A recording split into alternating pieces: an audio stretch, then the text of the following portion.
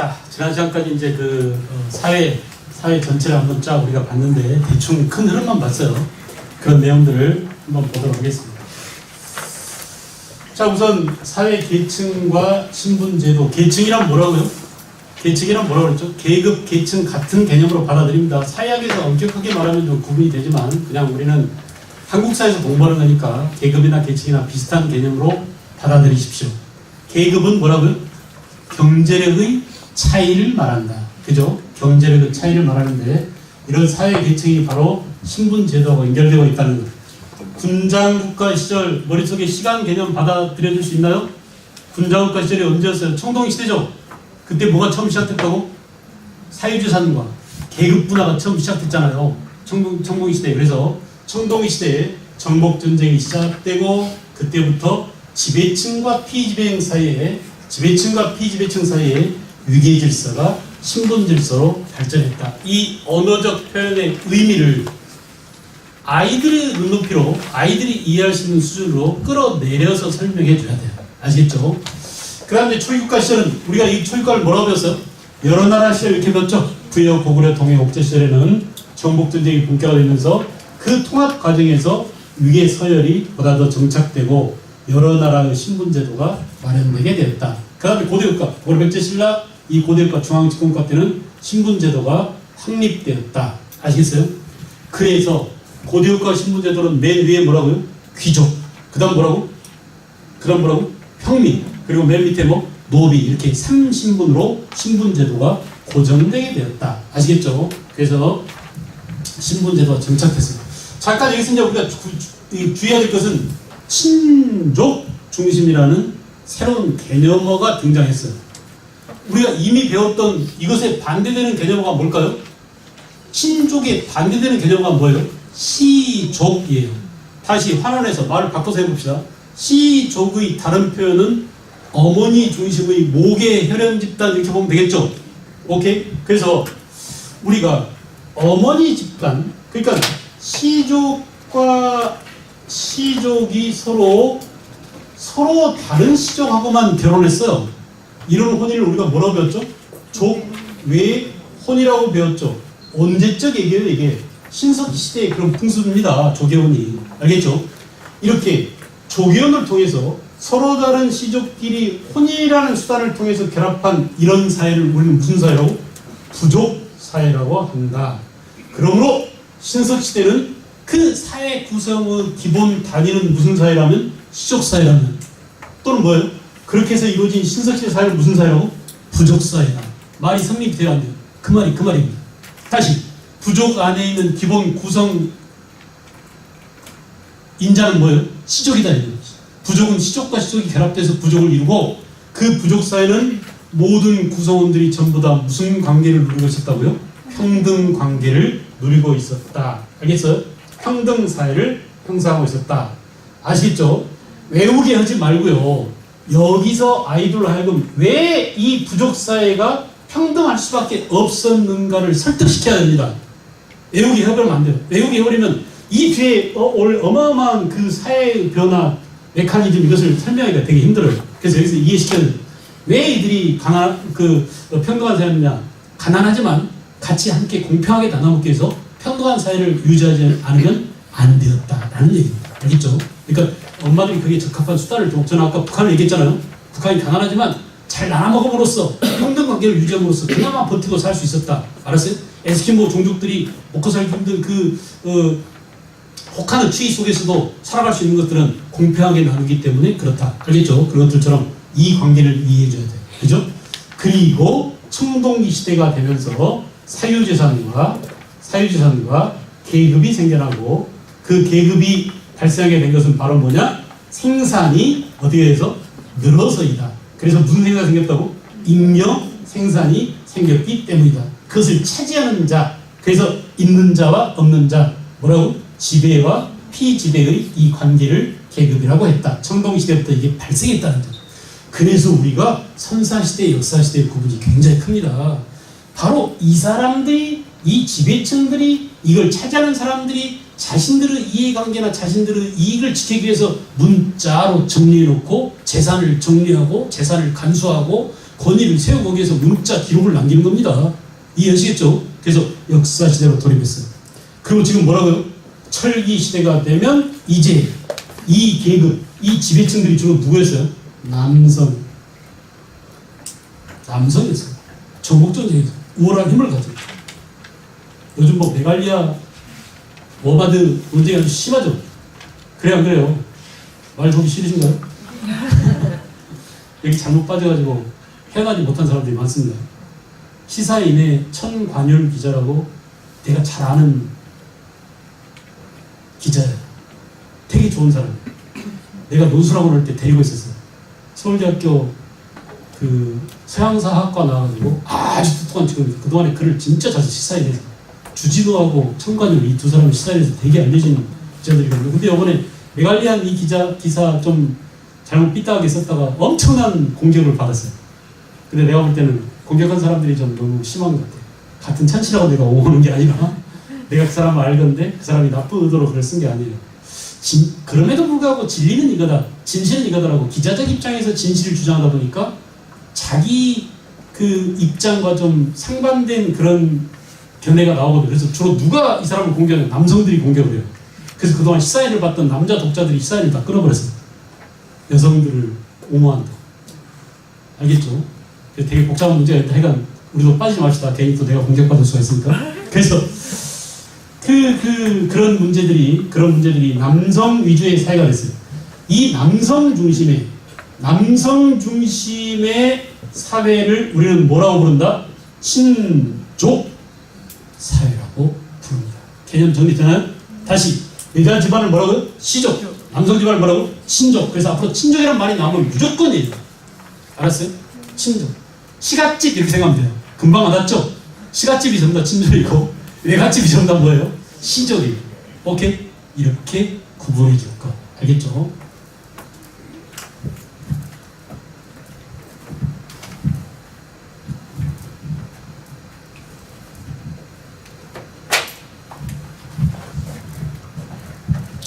자, 그래서 이렇게 고대국가 때부터 남성 중심의, 아버지 중심의, 큰아들 중심의, 장자 중심의, 친족 중심의 사회가 형성되게 되었다.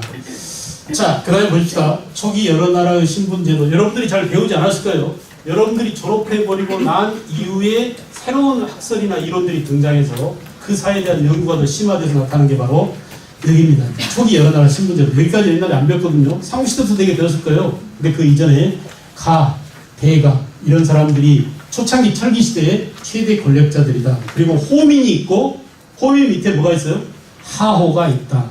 호민, 하호 개념. 알겠죠? 그리고 노비들이 있었다. 아직 신분 제도가 정착되기 이전 사회 단계에서 율령이라는 이런 것들이 반포돼서 신분 제도가 법으로 정해지기 이전에는 되게 이런 잘 사는 계층과 못 사는 계층 이렇게 크게 나눠져 있었는데 이것이 삼국시대 율령으로, 법으로, 제도로, 신분제도로 귀족, 평민, 천민, 노비 이렇게 세 신분제도로 갈라지게 되었다. 됐나요? 정리됐죠? 책하고 연결되나요? 연결시키세요. 이렇게 귀족과 평민과 천민 계층으로 갈라지게 되었다. 그 다음 이제 그 중에 고구려의 사회 모습을 보는 겁니다. 이게 7차 교육과정에서는 이게 굉장히 심화돼서 나왔어요. 근데 지금 다시 교육과정이 또 바뀌면서 한국사로 통합돼서 근현대사가 한국사 안에 들어옴으로써 이 내용들이 많이 날아가 버렸어요. 우리 역사 깊은 속사를 공부하지 않는 경향이 생겼습니다. 그럼에도 불구하고 한국사 능력시험 고급이나 어려운 한국사 문제 있잖아요. 7급 공무원 문제 이런 데서는 반드시 출제가 됩니다. 그러니까 한 번씩 보세요, 여러분들도. 그리고 아이들을 적어도 가르친다는 입장에서는 조금 이해를 하고 있어야 되게 풍부하게 얘기를 해줄 수가 있습니다. 자, 고구려인들은 지리적 환경이 제가 말씀드렸죠. 산악지방에 위치했던 고구려 사람들 어떻다고요? 대개 공수부대랑 똑같다 이거야. 알았어요? 세다, 용감하다, 호전적이다. 그래서 그들은 바로 뭐냐? 지리적 환경이 산간지방에 위치해서 식량이 먹을 것이 부족하기 때문에 결국은 정복전쟁을 통해서 뺏어 먹어야 살 수 있어요. 우리가 이것을 고구려 무슨 경제라고 얘기했나요? 고구려는 무슨 경제다? 약탈 경제다. 그 약탈 경제를 반영하는 고구려에 뭔가가 있습니다. 풍습이 하나 있습니다. 이게 바로 뭘까요? 빼앗아 놓은 물건을 쌓아놓기 위한 창고에 뭐가 있었다고? 부경이 있었다. 기억나시나요? 기억나세요? 고구려에는 집집마다 뭐가 있다고? 부경이라는 약탈해온 물건을 쌓아놓기 위한 창고가 있었다. 됐죠? 그런 것들이 이런 주장, 가령 고구려 사람들은 성품이 강인하고 전쟁을 좋아했었다. 이런 것들을 뒷받침할 예를 들어봐라. 그러면 바로 약탈한 물건을 쌓아놓기 위한 부경이라는 창고가 있었다. 또 약탈하기 위해서는 여자밖에 없으면 남자가 필요했기 때문에 대릴사회제를 채택한 것도 바로 약탈 경제랑 관련되고 있구나. 혼인제도 하에 있어서. 알겠죠? 이런 뒷받침 문장들이 필요해요. 그래서 볼까요? 고구려 혼인풍습 형사취수제. 형이 죽으면 동생이 형수랑 결혼하는. 이건 되게 유목민족들이 이런 풍습이 되게 강합니다. 그래서 형사취수제 그러면 남학생들이 되게 좋아해. 중학생들이. 그래. 야, 이 새끼들아. 한 명 데리고 살는데 힘든데 자식아. 형수까지 데리고 살아봐. 어떻게 되는지 되게 이렇게 얘기하는데, 되게 이제 이것은 재산 때문에 그렇습니다. 재산을 여자 집으로 뺏기지 않으려고. 형수 혼자 되면 형수가 형 재산 다 가져가 버리잖아요. 그러니까 자연히 형수를 누구한테 귀속시키는 거예요? 동생한테 귀속시키는 거예요. 그래서 결국은 뭐예요? 친족 중심의 사회를 더욱더 강화시키기 위한 혼인 수단인 거예요. 이해하시겠나요? 형사취수란 그렇게 친족 사회 기반을 강화시키기 위한 그런 수단이었습니다. 남녀 간의 자유연애가 행해있었다. 평민층에서 얘기입니다. 항상 평민들은 연애가 자유롭죠. 위로 올라가면 올라갈수록 결혼이라는 게 힘들어집니다. 위로 올라가면 올라갈수록 결혼이라는 게 힘들어집니다. 비교적 자유연애 한 사람들은 내가 평민이라고 생각하세요. 결혼을 부모님이 완강히 반대한다니 그러면 내가 상당히 금수저를 물고 태어나가지고 내가 물려받은 유산이 많거나 우리 집안이 고난이 강하거나 이렇게 생각하십시오. 아시겠죠? 그래서 위로 올라가면 결혼이 굉장히 복잡해져요. 아까 제가 지난 시간에 말씀드린 내 딸의 혈통은 확실히 내 핏줄이지만 내 딸이 낳은 아들은 그 자식은 확실히 내 핏줄이지만 내 며느리가 낳은 핏줄은 내 핏줄이 아닐 수도 있어라는 의심은 서민층은 안 그래요. 누가 그래요 주로? 위에서는 왕족이나 또는 기업의 총수나 이런 사람들은 늘 그런 의심을 하게 됩니다. 알겠어요? 혼인과 재산과 권력이 세습되기 때문에 그렇습니다. 그 다음에 이제 그 돼지고기하고 술을 예물로 갖다 바쳤습니다. 요즘은 사이가 자기한테 돼지고기 선물하는 사람들은 별로 없었죠. 우리 어렸을 때만 해도 돼지고기가 상당히 귀해서 제가 이제 처음에 그 학원 강사로 나섰는데 어느 날 보니까 여러분 그 자전거 뒤에 이렇게 짐 실는 거 보셨어요? 옛날에 그 짐바리 그랬죠. 들어보셨나요? 뒤에 짐 실는 칸이 있는 자전거, 까만 거. 그죠? 거기에 누가 고무줄을 이렇게 자전거 뒤에다가 돼지고기를 딱 심으로 싸가지고 가요. 피 묻은 돼지고기. 근데 거기에 내 얼굴이 딱 붙어있는 거야. 학원 강사 이렇게 그게 나와가지고. 그래서 돼지고기 싸은 그 종이에 내 그 광고지에 붙어있는 내 얼굴이 탁 붙어 돼지고기라고 신뢰하고 있는 그런 모습을 봤어요. 근데 이게 나오면 꼭 그 생각이 나. 돼지고기를. 요즘은 돼지고기를 신문지에 싸서 이렇게 이게 없었죠. 옛날에 신문지가 귀해가지고 돼지고기 이렇게 싸서 선물로 했었는데 고기와 술을 주로 남자 집에서 여자한테 예물로 바쳤다고 합니다. 사회가 먹고 살 게 부족하면 법률이 엄격합니다. 그죠? 그리고 반역죄나 이 반란은 그 화형 뒤에 참수, 목을 자르고 불태워서 목을 자르니까 완전히 처참하게 죽이는 거죠. 그 다음에 폐전, 투항 전부 다 마찬가지예요. 호전적인 고구려인의 성품과 관련된 전쟁에서 짐은 사형해요. 후퇴하면 사형해요. 그러니 어떻게 싸워야 되겠어요? 죽기 살기로 싸웁니다. 이게 사회적 분위기예요. 근데 그런 고구려인들의 유전자가 쟤들한테도 그대로 지금 북한에 있는 그 아들한테도 그대로 지금 어쩌면 혈통이 이어져 내려왔을지도 몰라요. 그런 생각이 듭니다. 가끔. 그러니까 우리가 그 신라인들이 살았던 경주, 그러니까 옛날 신라 사람들의 기질 또는 백제 사람들의 기질, 고려 사람들의 기질 아주 까마득한 1000년, 1500년 전 사람들이지만 지금도 신라 사람들은 되게 정치지향적이에요. 그래서 그 경상도 사나이들은 되게 의리를 많이 찾고 정치지향적이고 뭉쳐서 돈 되는 일을 하려고 합니다. 뭉칩니다. 잘 뭉쳐요. 우리가 뭉쳐야 살지. 우리가 남이가 하면서 말이지. 되게 뭉치고 사투리 같은 거 같이 뭉칩니다. 같이 뭉치려고 해요. 근데 전라도나 충청도는 좀 그렇잖아요. 먹을 게 많아요 원래부터. 그래서 까짓 거 그만두면 시골 가서 먹고 살면 되지 뭐. 일단 먹거나 죽자. 먹고 죽는 귀신은 때깔도 타면서 잘 처먹습니다. 그래서 음식이 풍성하고 맛있게 처먹습니다. 알았어요? 먹을 것에 엄청 신경 씁니다. 그리고 예술이니 낭만이니 풍륜이 이런 것들을 즐깁니다. 그러니까 그것들이 발달할 수밖에 없어요. 그림이니 노래이니 이런 것들이 아주 흐드러지고 멋지고 구성집니다. 이게 기질들이 다 있어요. 저쪽 위에 새끼들은 죽게 하려고 싸우는 놈들입니다. 그 100만, 113만 당나라, 수나라 대군하고 싸웠던 놈들이에요. 그러니까 그때 싸웠던 그 기억이, 그 유전자가 지금도 남아서 미국과 맞짱 뜨고 있는 거예요. 죽을 테면 죽어봐, 이 새끼들. 한번 같이 죽자, 새끼들 하면서 말이지. 우리 이제 드디어 너네한테 미사일로 핵 보낼 수 있어. 이렇게 됐잖아, 지금. 그러니 당태종과 싸우던 그런 깡다구가 그대로 남아서 지금 버티고 있는 겁니다. 알았어요? 자, 역사를 보면 되게 웃겨요. 이게 반복되는 것 아닌가라는 생각이 들 정도로. 도둑질하면 어때요? 12배 배상이에요. 연필 한자로 훔쳐가면 한 탓으로 무너져야 됩니다. 12배니까, 그죠? 이렇게 고려인들은 강간, 외우지 않아도 알겠죠?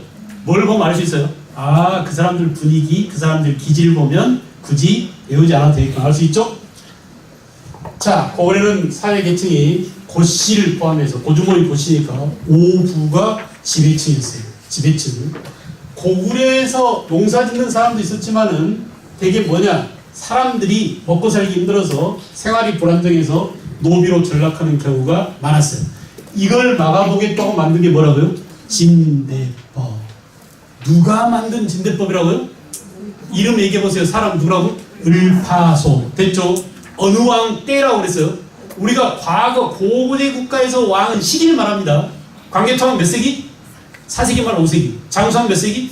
5세기. 그죠? 소수령왕 몇 세기? 4세기. 이런 것처럼. 그래서 요건 언제냐? 고국천왕 때예요.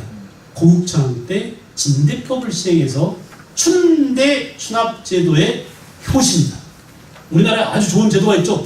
아주 좋은 사회 관계망이 있죠. 사회가 가난을 구제하기 위한. 그래서 봄에 국가가 곡식을 대해주고 가을에 이자 없이 돌려받는, 이게 뭐라고요? 춘대춘합제도. 그래서 고구려는 춘대춘합제도가 가장 먼저 진대법이 있었다. 알겠죠? 그래서 여러분 이제 이런 것들이 하나씩 나오잖아요.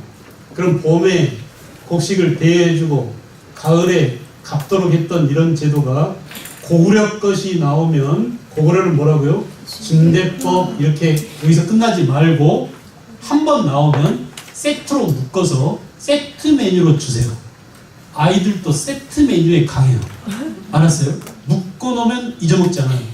그리고 고구려는 진대법이 있었고 또 뭐가 있어요? 고려 시대는 뭐가 있죠? 고려 시대는?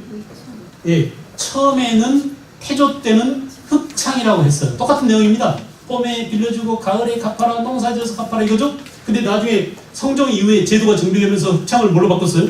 의창이라고 바꿨어요. 의창. 그죠? 그리고 조선시대는 이걸 뭐라고요? 조선시대는 환곡제도가 있었다. 환곡제도. 곡식을 돌리는 겁니다. 그죠? 환곡제도. 근데 이 환곡의 폐단이 커지자 나중에 흥선대원군 때 이것을 뭘로 바꿨죠? 사창제도로 바꿨어요. 사창제. 민간인들끼리 서로 도와줘라. 돈 있는 양반들이 곡식을 출하면서 이 동네에 사는 가난한 농민들을 구제해줘. 이런 식으로 바꿨어요. 이렇게 묶어서 알아두면 잘 잊어먹지 않습니다. 오래가고요. 알겠죠? 춘대, 춘합제도. 이렇게 묶어서 알아두세요. 진대법, 흑창, 의창. 전부 다 뭐냐? 결론은 뭐냐? 결론은 여기서 추론할 수 있는 결론은 뭐냐 하면 가난한 백성들이 살기 힘들어서 부자들의 희생양이 되는 경우가 많았어요. 그걸 막기 위해서 제도적 장치를 만든 게 바로 뭐라고? 춘대, 춘합제도다. 알겠어요? 그냥 단순히 이 사실을 외우게 하지 말고 이것들이 만들어진 배경과 이런 제도가 정착되게 된 이유가 뭔지까지를 밝혀줘야 오래갑니다. 기억이 오래갑니다.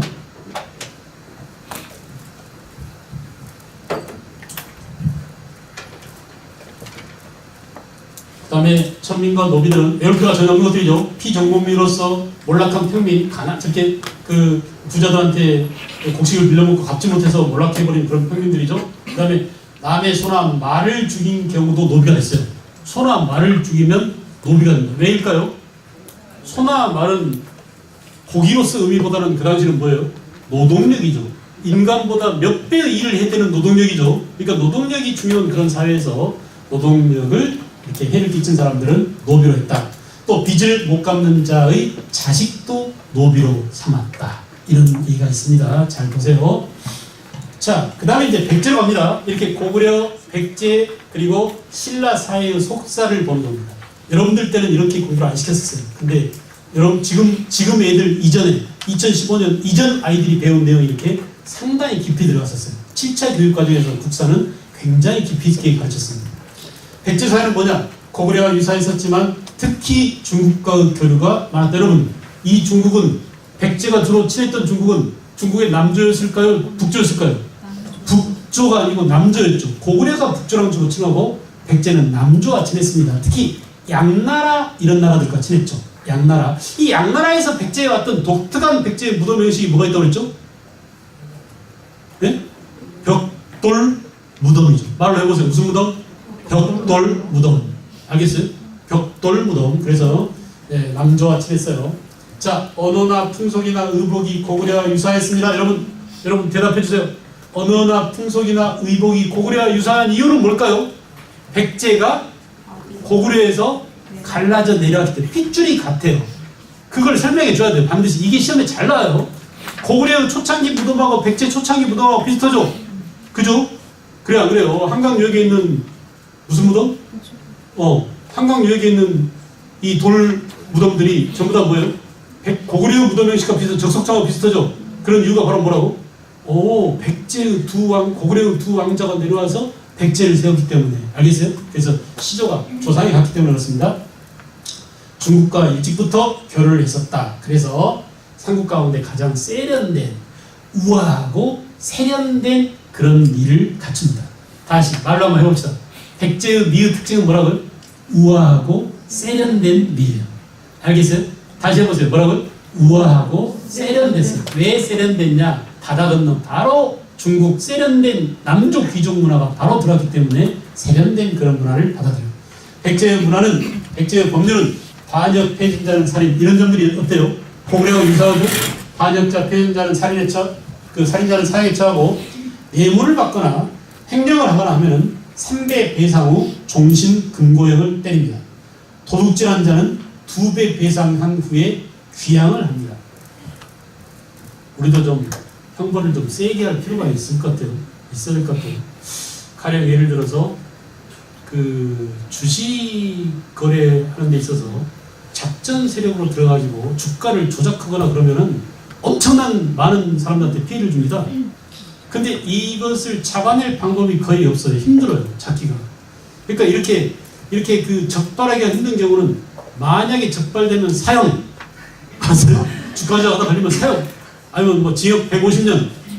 뭐 이런 식으로 해버리면 목숨 걸고 볼 사람 별로 없잖아요. 그러니까 되게 우리가 잡기 힘든 그런 범죄들은 형량을 대폭 높여가지고 아예 꿈도 꾸지 못하게 근본적으로 막는 방법이 없다는 생각이 좀 들어요. 알겠죠? 그래서 이렇게 그 고구려처럼 백제도 엄격한 사형제도나 또는 범죄 형벌을 부과했어요. 뇌물 횡령죄는 3배 배상인데 도둑질하는 경우는 고구려랑 다르네? 고구려는 몇 배였어요? 12배. 백제는 2배. 왜 그랬을까요? 고구려처럼 물자가 부족하지 않아요. 백제는 넉넉한 지역이잖아요. 그죠? 넓은 들, 또 풍족한 그런 평야지대에 살기 때문에 2배 배상 후에 귀양. 그 다음 백제의 지배층은 고구려에서 쫙 부여에서 내려온 부여시입니다. 그래서 지배층 8성 귀족이 있었고 중국 서적이나 한자를 귀족들이 구사하고 있었고 투호 요즘 그 전통 놀이터 가면 항상 다 있죠. 상당히 오래된 그런 놀이 문화라는 걸 알 수 있습니다. 이렇게 던지는 거, 화살 던져 그 단지에 넣는 거죠. 투호, 바둑, 장기 등의 오락 생활을 했었다. 예. 그 다음 이제 신라의 골품제도와 화랑제도에 대한 내용이 나옵니다. 자, 신라만 이렇게 사회제도가 많이 기록에 남아있는 것은 김무식 때문이다. 아까 말씀드렸죠? 보세요. 자, 초기의 전통이 유지됐어요. 특히 초기 전통이 유지된 것은 뭐냐? 신라가 초기 전통이 오랫동안 유지된 것은 고립되어 있기 때문이죠. 중국 문화가 늦게 들어왔기 때문이죠.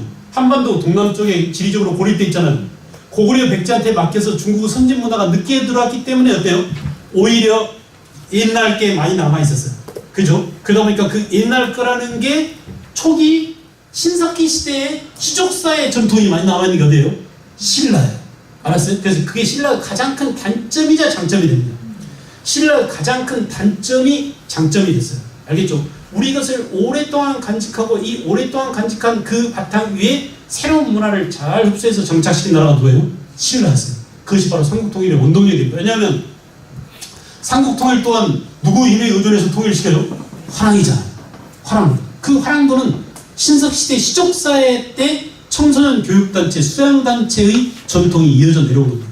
자, 봅시다. 그래서 신라의 고유한 제도인 화백, 골품, 화랑제도. 중국에는 없는 겁니다. 우리나라에만 있는, 신라에만 있는 그런 제도죠. 자, 화백회의는 귀족 간의 합의제 기구였어요. 다시 합니다. 귀족 간의 무슨 기구라고요? 합의제 기구였어요. 아주 중요합니다. 또 나왔습니다. 이렇게 하나의 제도가 나오면 이제 세팅시켜서 묶어서 한꺼번에 알려주는 게 제가 아까 뭐라고 그랬죠? 세트 메뉴로 알려주는 게 좋습니다. 그래야 오래 갑니다. 그리고 애들이 뿌듯해합니다. 세트로 받으면 뿌듯하잖아요, 뭔가. 그죠? 이것처럼 말이죠. 합의제 기구는 자 보세요. 고구려는 뭐가 있었죠? 고구려는 잘했어요. 무슨 회의? 제가회의. 여러 부족장들이 모여서 하는 회의다. 합의제 기구. 제가회의죠. 제가회의가 있었고요. 그 다음에 백제는 그렇죠. 정삼이죠. 이것들이 얼마나 시험에 잘 나오는지 알고 있죠? 그 다음에 신라는 지금 나온 신라는 화백이 있었습니다. 얘들은 잘 몰라요. 이름만 있지 잘 몰라요. 근데 화백회의는 잘 알려져 있어요. 알겠죠? 그것이 바로 김부식의 삼국사이기 때문이다라는 거. 자, 여러분 이것 말고도 또 그 이후에 발해도 있습니다. 발해는 합의제기가 뭐가 있나요? 발해 그 이름도 합의제기구 냄새가 나는 뭐예요? 정당성이에요. 뭐라고요? 정당성. 발해에 정당성이 있었고, 자 고려시대가 되면 합의제기구가 귀족들이 모여서 합의를 하는 합의제기구가 뭐가 있었죠? 해주세요 좀 제발. 도병마사가 있었어요. 말을 해봅시다. 뭐라고요? 도병마사. 이제 대답 못하면 시킬 겁니다. 뭐라고요? 도병마사. 그런데 이게 원간석기 고려 후기가 되면 도병마사보다 훨씬 더 세진 합의제기구 뭘로 바뀌어요? 도평의사사로 바뀝니다. 그죠? 다시 뭘로 바뀐다고? 도평의사사로 바뀝니다. 다시 말하면 도병마사보다 더 강화된 기능이 더 훨씬 세진 합의제기구로 바뀌었다는 점을 염두에 두세요. 여러분 마찬가지로 조선시대에도 합의제기구가 있었으니 조선의 합의제기구는 영의정, 좌의정, 우의정들이 모여서 국가의 중대사를 뭐하는 것이라고요? 합의하는 것입니다. 합의하는 것입니다. 우리 정치의 미덕은 독재가 아니라 뭐예요? 합의입니다. 그래서 우리 정치에서 나타나는 가장 중요한 특징이 무슨 제도라고? 합의제기구가 존재했다는 것이죠. 그 조선시대 합의제기구는 뭐라고? 의정들이 모이는 곳이니까 의정부라고 한다. 그런데 임진왜란이 펴졌어요. 의정부 갖고는 의사결정이 안 됩니다. 의정부 있는 영의정, 좌의정, 우의정이 군사적인 내용은 하나도 모르잖아요. 그래서 안 되겠다. 5군영의 대장들 다 모이라고 그래. 알았어요? 지방 그 사정에 능통하는 그런 사람들 다 모이라고 해가지고 다른 수많은 사람들 더 불러 모았어요. 그러니까 영의정, 좌의정, 우의정, 6조 판서 이외에도 5조 판서 이외에도 더 많은 사람들이 참여해서 뭐가 만들어지느냐? 국가가 중요한 변방에서 중요한 일들이 일어나는데 그 중요한 일들에 대해서 협의할 수 있는 뭐예요? 대비할 수 있는 비변사를 만들었어요. 이것이 조선 후기 합의제기구로 고정됩니다. 우리가 분당전철 때 탈당파가 요즘 같으면 어떤 정당이 국회를 독점했다 다수당이 됐다라고 똑같아요. 그때 다수당이 될 때 다수 의석을 차지해야 될 게 바로 뭐예요? 비변사였어요. 알겠죠? 서인이 집권했다라고 하면 비변사를 누가 장악했다? 서인이 장악했다. 남인이 집권했다 하면 비변사를 누가 장악했다? 남인이 장악했다. 그런 의미가 됩니다. 이렇게 훨씬 더 세진, 훨씬 더 강화된 비변사로 갑니다. 자, 여기서 중요한 것들이 나옵니다. 여기서 또 중요한 것들이 나옵니다. 합의제기구는 국왕보다는 신하들의 의사결정을 중시하는 것이죠. 그렇다면 이게 더 강화되면 왕권보다 뭐가 더 세진다는 얘기예요? 신하들의 권한이 훨씬 더 세진다는 것을 의미합니다. 이해 가나요? 이해 가나요? 알겠죠? 그래서 네, 되게 고구려, 백제, 신라 전부 다 왕이 중요해. 근데 왕보다 왕 너 의견도 중요하지만 그 밑에는 다른 신하들의 의견을 반영해서 정책 결정 수단으로 삼자라는 것인데 그보다 훨씬 더 이게 세지면 어떻게 돼요? 왕권에 비해서 신권이 더 훨씬 더 세죠. 그게 언제라고? 고려 후기, 조선 후기입니다. 고려 후기 원간석기 그리고 조선 후기 임진왜란 이후에 알겠죠? 이렇게 비변사 기능이 대폭 강화되고 있었다. 그 다음에 이제 골품제도는 개인의 사회 정치활동 범위를 제한하는 것인데 이해할 수 있겠죠? 신분제에 의해서 관등 승진의 상한선이 있었고요. 가구 규모나 일상생활, 옷 색깔 이런 것들까지 아주 심각하게 규제했어요. 그러니까 신발 놓는 섬도의 개수, 담장의 높이, 대문의 높이 이런 것까지 다 있습니다. 방의 크기, 방의 개수까지 다 마구간에는 마구간, 말의 마리수 이런 것까지 다 규제했어요. 알았어요? 이게 무슨 제도라고요? 골품제도였어요. 그래서 골품제도는 이렇게 사회생활을 규제하는 규제의 틀이 되었다. 자, 중요한 것은 바로 여기입니다. 자, 이렇게 진골, 성골은 이미 이제 진덕기왕 이후에 없어져버렸으니까 성골이 없어진 이후에 그 진골들이 가장 최고의 귀족이 됐죠. 그래서 진골들은 신라의 가장 말단, 지금 같은 9급 공무원이죠. 근데 신라는 17급까지 있었어요. 그래서 17급에서 1급까지 올라갈 수 있어요. 누가요? 진골이. 근데 진골은 관직 진출에 상한선이 있다 없다? 없습니다. 누구밖에 없어요? 관직 진출에 상한선은 진짜 금수는 누구예요? 진골이에요. 그죠? 진골. 그런데 6두품 어디까지? 6관등까지. 5두품 어디까지? 10관등까지. 4두품 어디까지? 12관등까지. 알겠죠? 이렇게 6, 1은 6, 5, 2, 10, 4, 3, 12예요. 아직도 깜빡깜빡하고 계시는 분들이 있는데 외우기 하지 말고 알았어요? 5? 그게 더 어렵나요? 그게 더 어려워. 그냥 6, 1은 6, 6관등. 5두품은 10관등. 4두품은 12관등까지밖에 못 올라갔다. 됐어요? 제일 어려운 백미는 이런 어려운 게 아니라 헷갈려요. 자, 보세요. 그래서 12관등까지는 옷색깔이 무슨 색이라고요?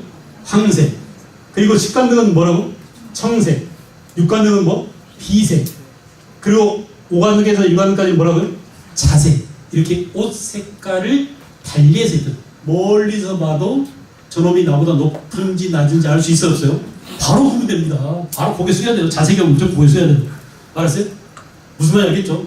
자, 어려운 것은 뭐냐면 관등에 따라서 옷 색깔이 다르냐, 골품에 따라서 옷 색깔이 다르냐라고 하면 되게 골품에 따라서 옷 색깔이 다를 걸로 착각하기 쉬워요. 알았어요? 옷 색깔은 골품별로 다른 게 아니라 뭐에 다르다고? 관등별로 다르다는 것을 꼭 기억하세요. 그러니까 모든 색깔의 옷을 다 입을 수 있는 사람은 누구예요? 진골이에요. 알았어요? 황색 옷만 입을 수 있는 사람은 누구예요? 사두품은 황색 옷까지밖에 못 입습니다. 알겠죠? 이런 말장난에 속지 않도록 주의해야 합니다. 다시 말합니다. 골품에 따라서 옷 색깔이 다르지 않고 뭐에 따라 다르다고? 관등은 높낮이가 옷 색깔을 구분한다라는 점. 알겠죠? 이런 것들은 되게 중학교 고학년, 그죠? 또는 고등학교 여기에서 물어볼 수 있는 그런 내용이 되겠습니다. 나머지 이제 신라의 화랑제도, 그 다음에 또 이런 제도가 있는데, 화랑제도는 아까 말씀드렸죠. 전통적인 청소년 집단에서 기원했고 신석시대의 일풍이라고 했어요. 계층 간의 갈등을 해소하고 중요한 기능이죠. 적어도 화랑 조직에 들어오면 계급을 따지지 않고 우리가 남이가 하면서 똘똘 뭉쳐요. 진골, 기축과 유투품과 오두품 이런 하층 신분들이 함께 뭉쳐서 나라를 구하는 데 앞장서기도 합니다. 진왕 이후에 이런 제도를 국가적인 조직으로 만들었고, 전통적인 신석시대의 시족사회 교육 또는 청소년 조직을 세속 5개와 함께 묶어서 국가 조직으로 승화시켜서 삼국통일의 원동력으로 삼았다. 되겠죠? 자, 이렇게 삼국시대까지 보고 통일신라부터는 시간이 좀 오버됐으니까 맞춰서 다음 시간에 이어서 통일신라, 고려, 조선 이렇게 해서 우리 사회 제도를 다음 시간까지 다 마무리되지 않을까라는 생각이 들어서 이렇게 정리하도록 하겠습니다. 어떻게 나갈지 알겠죠? 어떻게 수업을 열면 알겠죠? 네, 그래서 어머니들은 가셔서 복습을 좀 해주세요. 책을 한번 읽어보시는 게 되게 중요합니다. 알겠어요? 선생님, 저는 이제 앞에서 커다란 어떤 그 로드맵을 이렇게 말씀드렸으니까 집에 가서 정제화된 언어로 개념으로 정리된 내용들을 고민하면서 읽어봐야 돼요. 내가 이걸 우리 아이한테 어떻게 가르쳐야 될까? 내가 다른 사람한테 설명할 때 이거 어떤 방식으로 설명이 알아줄 수 있을까라고 고민하면 훨씬 더 오래 갑니다. 알겠죠? 자, 수고했습니다. 여기서 마치겠습니다. 네.